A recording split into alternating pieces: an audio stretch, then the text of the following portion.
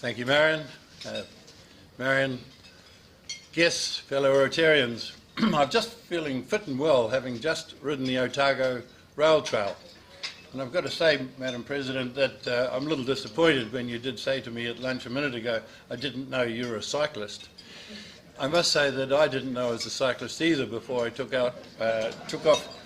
But for 20 years, I sold bicycles as a retailer. So I thought I'd do a little bit of a survey. How many of you actually own a push bike in your garage? Hands up. Yeah, I thought that would be the case. However, I want to know how many of you haven't ridden them for the last 3 years. I wasn't going to ask you to hands up. I was going to suggest you should try and stand up, because obviously that's going to be a bit of a battle. However, if you haven't ridden your bike for the last 3 years, how about paying up and put some money in the box? However, some of you will have ridden a bike in recent times, and those of you who ride regularly, hands up for a minute. Let's see. Well, a few of you do regularly ride. Stuart, that's interesting. Yeah.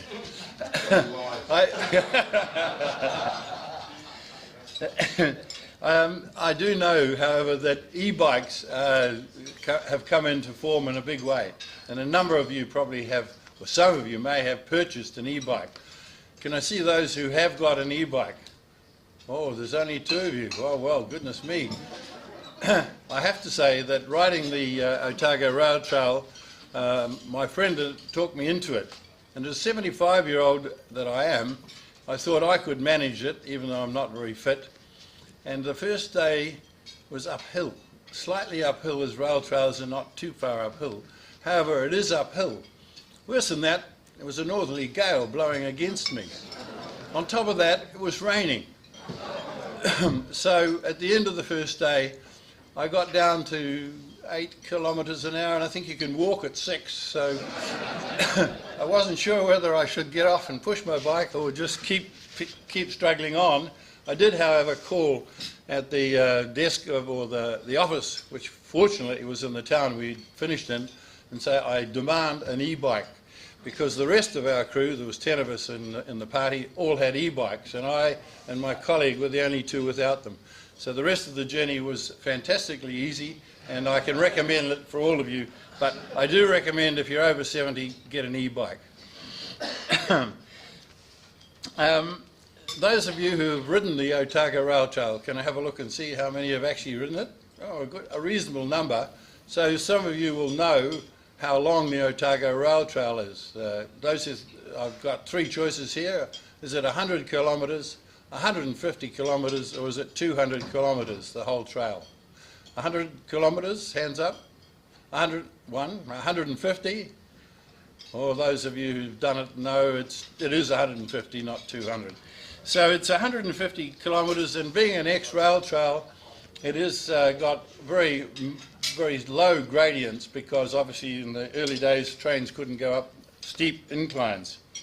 However, it was started, the rail track itself was started in 1891, but it wasn't finished until 1907.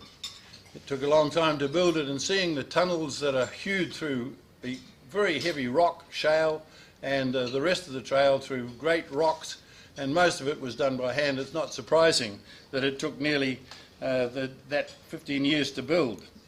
And I'm sure that at the end of the track, the end of building it, there was a number of people with blisters and some sweat, because in central Otago, as many will know, it's very hot in the summer. The interesting thing about it is, of course, it was closed in 1980 when the Clyde Dam, which was the final straw in the use of the rail trail, when the Clyde Dam was built. And I thought I'd look at the interesting facts about the Clyde Dam. The Clyde Dam actually was approved in about 1979. It was started to be built. But interesting enough, only the abutments were built because the government of the day hadn't got resource consent for the water usage. It took another 10 years to get that, and it was started in 1986 at a cost of £102 million.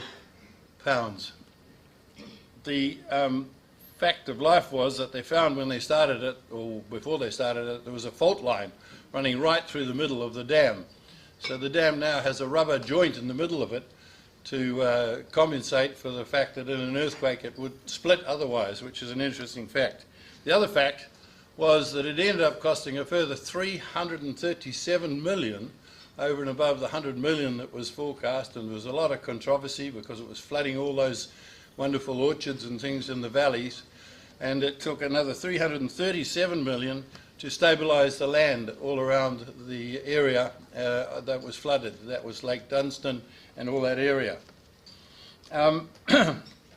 Do we know how much... Wind up. Okay, one final story. I did hear this when I was on the trail.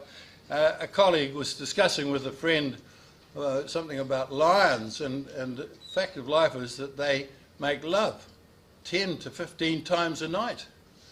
And my friend was very upset. He said he'd just joined Rotary. Thank you.